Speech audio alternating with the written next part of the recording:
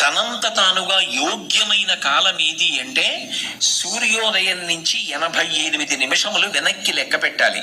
అలా వెనక్కి లెక్క పెడితే ఏ కాలము ఉంటుందో అది సరస్వతీ కటాక్షమునకు అత్యంత యోగ్యమైన కాలంగా ఋషులు నిర్ణయం చేశారు.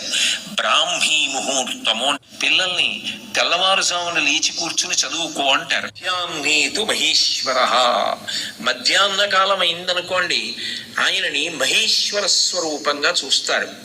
మధ్యాహ్నం మహేశ్వర స్వరూపము అన్న మాటకు అర్థం ఏమిటంటే ఆయన విశేషమైనటువంటి కాంతితో ఉంటాడు. అది ఎవరు భరించగలిగినటువంటి తేజస్సు కాదు.